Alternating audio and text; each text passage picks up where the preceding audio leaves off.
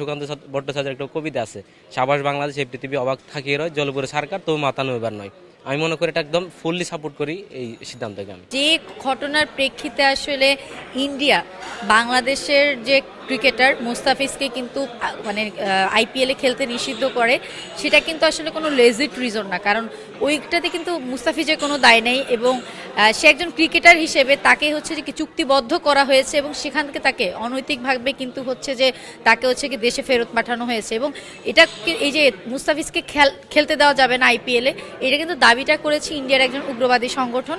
এবং সেই জায়গায় দেখা যাচ্ছে কি এইটাকে কিন্তু হচ্ছে যে কি এই জায়গায় ইন্ডিয়ার রাষ্ট্রের দায়িত্ব ছিল কি তাদেরকে হচ্ছে যে সেই উগ্রবাদী সংগঠনকে ম্যানেজ করা, কিন্তু তা না করে ইন্ডিয়ার সরকার যখন সেই উগ্র হিন্দুত্ববাদীদের প্রশ্রয় দিচ্ছে, তাদের মতামতটাকেই হচ্ছে যে রাষ্ট্রীয়ভাবে সেটাকে প্রয়োগ করতেছে, তখন অবশ্যই বাংলাদেশ যদি টি-24 বিশ্বকাপ ইন্ডিয়াতে খেলতে যায়, তখন তারা ইন্ডিয়াতে আমরা জানি অনেক উগ্রবাদী সংগঠন রয়েছে, তাদের থেকে আমাদের ক্রিকেটারদেরকে কীভাবে সেফটি নিশ্চিত করবে এটা শিওর নয়। এবং একই সাথে এটা তো আসলে আমাদের আত্মসম্মানবোধের একটা বিষয়।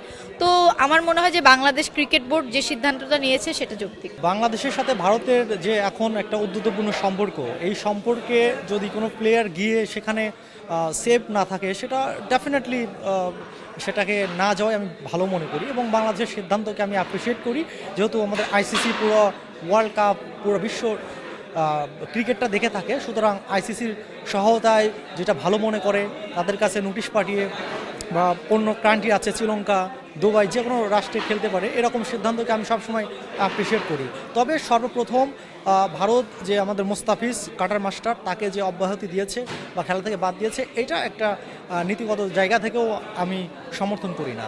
আমি মনে করি এটি একটি যুক্তিগত সিদ্ধান্ত, যেহেতু ক্রিকেট এবং রাজনীতি কখনোই এক হতে পারে না। তো রাজনীতির কারণে ক্রিকেট অঙ্গন যে রাজনীতির যে কালো ছায়া নেমে এসেছে, সেটা যে ভারতের আইপিএলে শুরু হয়েছে সেটা আমরা দেখেছি দুদিন আগে, যে তারা যে অ্যানাউন্স করছে বাংলাদেশের খেলোয়াড় মুস্তাফিজুর রহমান তিনি আইপিএল খেলতে পারবে না। তো ডেফিনেটলি এটা আসলে রাজনীতির একটা অপরাজনীতি এবং বহির্বিশ্বে এটা একটি ক্রীড়া অঙ্গনকে কী বলবো একটা কলুষিত অধ্যায়ে পরিণত করছে আমার কাছে যেটা মনে হয়।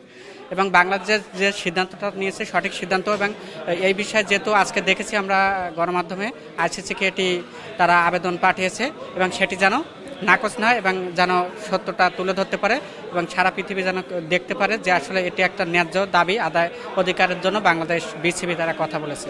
বাংলাদেশের প্রেক্ষাপটটা নিয়ে যদি আমরা চিন্তা করি, তাহলে আমরা দেখতে পারবো যে বাংলাদেশের একটা দেশ যে আছে, এটা অনেক জায়গায় মানুষ এটা আসলে চিনতো না, চিনছে কিভাবে? বাংলাদেশের ক্রিকেটের মাধ্যমে। তাইলে বাংলাদেশের এই যে ক্রিকেট জায়গাটা, এটা কিন্তু একটা আবেগের একটা জায়গা। আর বাংলাদেশের শুধুমাত্র বাংলাদেশ না, এটা ইন্টারন্যাশনালি যদি আমরা বলি, তাহলে এটা আসলে মুস্তাফিজকে রাষ্ট্রীয় সম্পদ বলে তো ভুল হবে, এটা ক্রিকেটের সম্পদ, পুরো আইসিসির সম্পদ। তো সেক্ষেত্রে মুস্তাফিজকে নিয়ে যে ব্যাপারটা ঘটেছে, এটা তো আমরা সবাই দেখেছি। আর এই জায়গা থেকে আমাদের যেমন আবেগের জায়গায় আঘাত পেয়েছে, একইভাবে আমরা যদি যৌক্তিক দিক দিয়ে বিবেচনা করি, তাহলে সেটার সাপেক্ষেও এটা খুবই যৌক্তিক সিদ্ধান্ত এবং শতভাগ এটার একমত আছি, এটার পক্ষে আর কি।